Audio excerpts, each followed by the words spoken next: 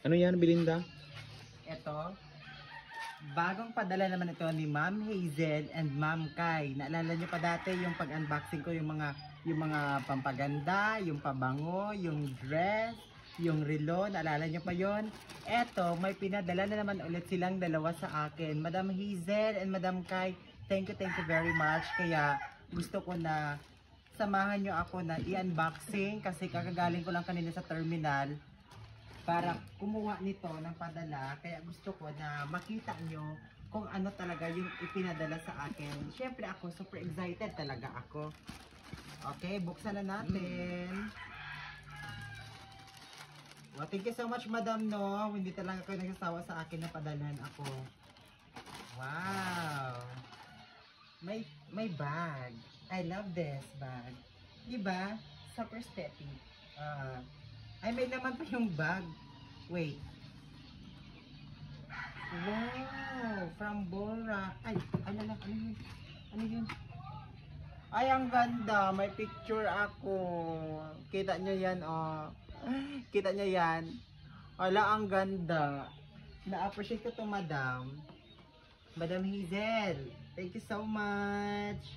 Wow, I love this bag. Diba ang ganda niya, promise. Gustong gusto ko yung bag. Parang very, ano talaga siya, very aesthetic. Diba? Pag magpunta ako sa school or saan man, ganito lang. Opa, bongga. Diba? I love it. Ano pa to? Ay, mga plastic. Ano to? May tag. Hindi ko alam, wala na siyang kasama. Ang mga plastic na yung andito. Ang daming plastic. Gagamitin ko na lang ito mga lalagyan ko ng kahit ano. Ito may plastic pa, oh. Oh, gusto ko talaga yung bag na to. Tapos ano to? Planner. Buksan natin. Ay, ang cute. Diba? Ang ganda. Diba? Kung halimbawa may mga schedule ako, dito ko na siya ilalagay para hindi ko siya makalimutan. Thank you so much. 2025 planner. Hello, my God, perfect talaga to sa trabaho ko, Madam. Madam Hazel, Madam Kai, thank you very much.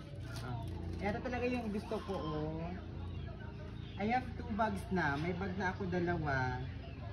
Diba? Oh. Diba?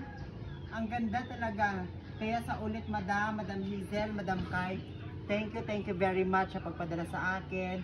I super love it. Super na-appreciate ko talaga ito. God bless everyone. God bless, Madam. I love you.